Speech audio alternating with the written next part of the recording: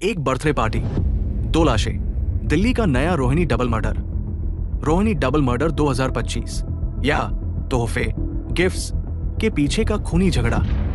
Delhi crime story.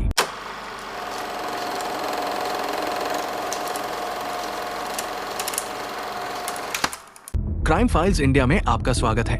एक बेटे का जन्मदिन, घर में जश्न का माहौल होना चाहिए था। केक, गुब्बारे, खुशियां और तोहफे। लेकिन क्या हो अगर यही तोहफे 2 हत्याओं की वजह बन जाए? ये कोई पुरानी फिल्म की कहानी नहीं है। ये इसी साल 2025 दिल्ली के रोहिणी की हकीकत है।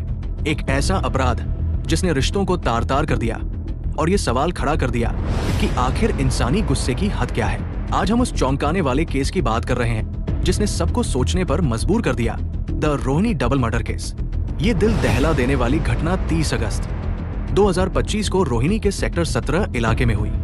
वही सेक्टर 17 जो 2012 के अनसुलझे ट्रिपल मर्डर केस की वजह से पहले भी चर्चा में रह चुका है। इस बार पीड़ित थी 34 साल की प्रिया सहगल और उनकी 63 वर्षीय मां कुसुम सिन्हा।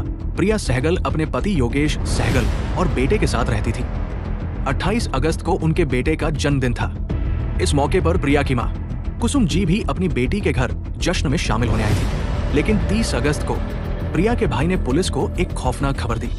जब पुलिस मौके पर पहुंची तो घर के अंदर 2 लाशें मिली। प्रिया सहगल और उनकी मां कुसुम सिन्हा दोनों की बेरहमी से हत्या कर दी गई थी। जब पुलिस ने जांच शुरू की तो जो कहानी सामने आई वो किसी के भी रोंगटे खड़े कर सकती है। ये कोई लूटपाट, डकैती या पुरानी दुश्मनी का मामला नहीं था। जांच का और परिवार के बयानों का सीधा शक गया प्रिया के पति योगेश सहगल पर। रिपोर्ट्स के मुताबिक 28 अगस्त को जन्मदिन की पार्टी के दौरान ही पति पत्नी में तोहफों, गिफ्ट्स को लेकर तीखी बहस हुई थी। बात इतनी बिगड़ गई कि प्रिया की मां कुसुम जी अपनी बेटी को समझाने और दामाद का गुस्सा शांत करने के लिए वहीं रुक गई। उन्हें क्या पता था कि ये उनका आखिरी फैसला साबित होगा। पुलिस के अनुसार 30 अगस्त को योगेश का अपनी पत्नी और सास से फिर से उसी बात पर झगड़ा हुआ।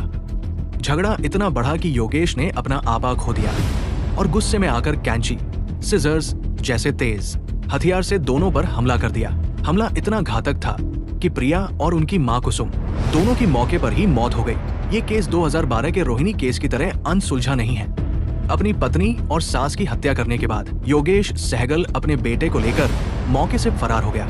लेकिन दिल्ली पुलिस ने तेजी से कार्रवाई करते हुए कुछ ही घंटों में आरोपी पति योगेश सहगल को गिरफ्तार कर लिया। ये केस इस बात का एक भयानक उदाहरण है कि कैसे गुस्सा और छोटी सी घरेलू अनबन, जो शायद किसी भी परिवार में हो सकती है, एक खूनी अंजाम तक पहुंच सकती है। एक बच्चे ने अपने जन्मदिन पर अपने पिता के हाथों अपनी मां और नानी को खो दिया। एक छोटा सा विवाद जिसने 2 जिंदगियां खत्म कर दी और एक परिवार को हमेशा के लिए बर्बाद कर दिया।